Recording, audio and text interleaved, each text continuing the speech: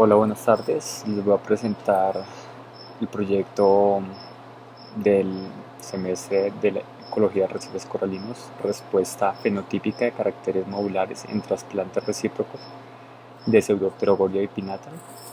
quienes presentan Fernando Calixto Tía y Juan Armando Sánchez.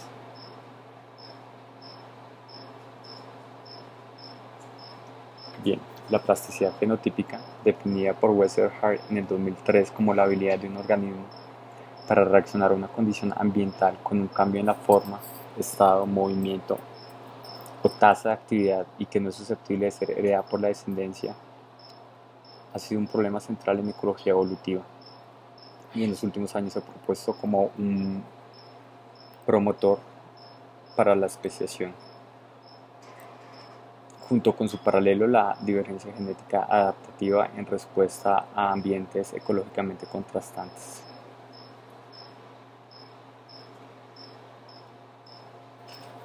Particularmente para los octocorales de la suprasemiaria en el Mar Caribe, se encuentran marcados patrones de variación fenotípica que han aportado a los vacíos o la falta de claridad que existe en las relaciones de ancestro-descendencia en una gran variedad o un número importante de especies dentro de esta subclase. Es el caso de la especie Pseudopterogoria bipinata, que presenta 3 morfotipos discernibles bajo un gradiente batimétrico, y uno de ellos ha sido reconocido históricamente como una especie diferente, ha sido denominada Pseudopterogoria calus, y para efectos del presente proyecto y basados en Sánchez y colaboradores en el 2007, se propone como el morfotipo somero del contenido en la especie Pseudopterogoria bipinata. De esta manera, el problema que planteamos en el presente proyecto es si está la plasticidad fenotípica contribuyendo a la variabilidad de morfotipos presentes bajo el gradiente batimétrico en Pseudopterogoria bipinata. ¿Cómo se mantienen las variaciones morfotípicas presentes en las especies? Es una pregunta muy relevante en ecología evolutiva, dado que estas variaciones usualmente son respuestas a ambientes heterogéneos que permiten la diversificación de nicho y han sido en los últimos años propuestos como pasos precursores de una potencial especiación y se viene trabajando muy a fondo en este sentido en los últimos años. La plasticidad fenotípica y su rol en el proceso de especiación se ha venido trabajando mediante ensayos de trasplantes recíprocos en los cuales se puede evidenciar la norma de reacción, es decir, la variabilidad que puede tener en el gradiente ambiental que se está evaluando.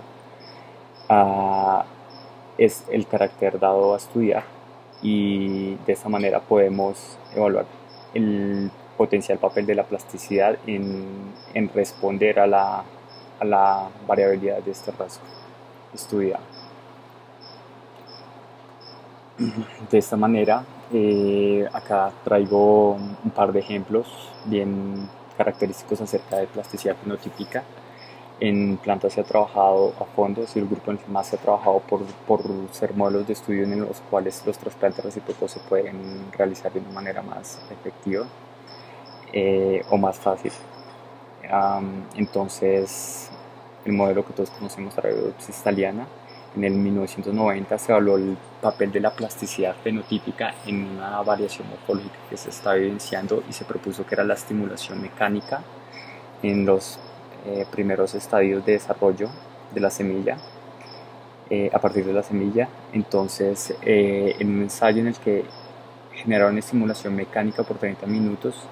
mediante análisis de perfiles de expresión se evidenció que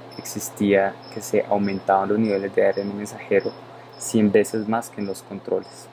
Entonces, de esta manera se pudo relacionar que había plasticidad fenotípica en la radiopsis.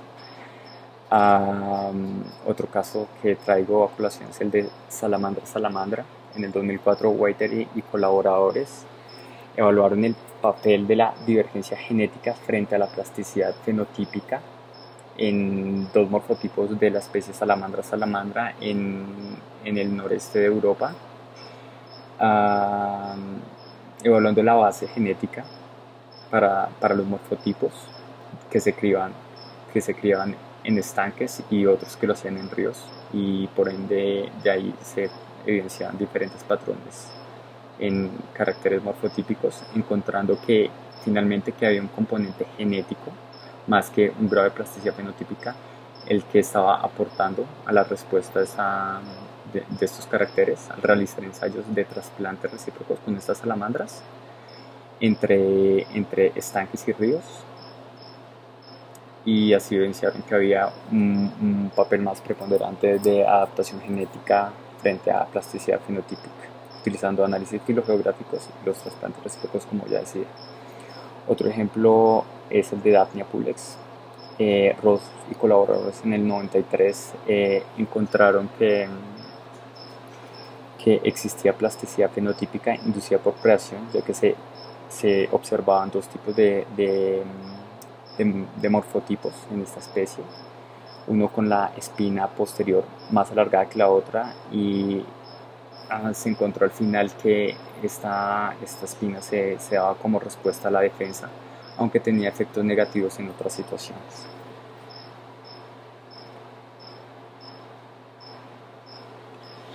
En octocorales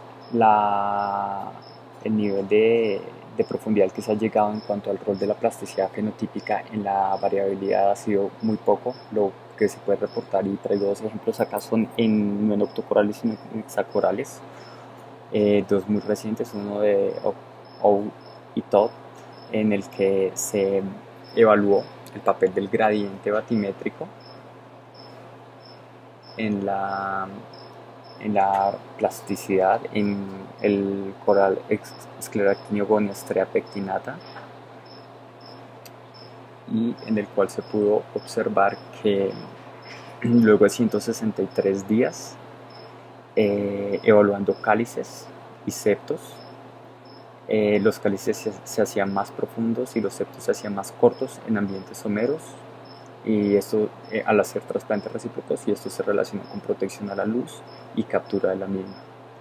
Y el otro artículo que traigo es el de Bongertz y colaboradores en el 2011, quienes evaluaron también plasticidad fenotípica por divergencia adaptativa en el Scleractinio seriatopora istrix, y correlacionándolo con su simbionte, con la zooxanthellae simbionte, en un gradiente de 30 metros, evaluando la variabilidad de caracteres, encontrando que al hacer los trasplantes recíprocos había una mayor sobrevivencia en los que eran los trasplantes nativos, lo cual entonces hacía inferir que existía realmente una adaptación local para los morfotipos que se presentaban,